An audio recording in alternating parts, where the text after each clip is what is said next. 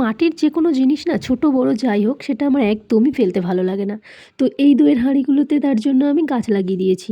দই খাওয়ার পরে সেটা ফেলে দেওয়ার কি দরকার, তাই না? তো সেটাতে আমি সুন্দর গাছ লাগিয়ে দিয়েছিলাম বেশ কিছুদিন আগে। এটাকে টাইমের অভাবে পূর্ণতা দেওয়া হচ্ছিল না। মানে কোনো ডিজাইন করা হচ্ছিল না। তো ফাইনালি সেগুলো নিয়ে বসে পড়লাম। এই মাটির হাঁড়িটা ডিজাইন করার সময় লক্ষ্য করি এখানে তো আমি একটা রজনীগন্ধা গাছ লাগিয়েছিলাম, কিন্তু নয়নতারাও চলে এসেছে এখন। জীবনসঙ্গী হিসেবে তো কাউকে না কাউকে দরকার, তাই না? তাই রজনীগন্ধা নয়নতারাকে বেছে নিয়েছে। তো ওরা ওদের মতো বড় হতে থাকুক।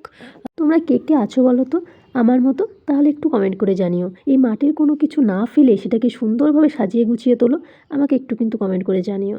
তো আমি ভিডিও শুরুতে দেখিয়েছিলাম অনেকগুলো গাছ, মানে মাটির হাঁড়িতে অনেকগুলো গাছ লাগানো। তো আমি সবটাই ভিডিওতে দেখাতে পারলাম না, দুটোই দেখালাম। নেক্সট কোনো ভিডিওতে ওই মাটির হাঁড়িগুলোতে কী কী ডিজাইন করলাম সেগুলো তোমাদের সঙ্গে তুলে ধরবো। আজকের মতো টাটা। ভালো লাগলে লাইক কমেন্ট শেয়ার করে দেবেন।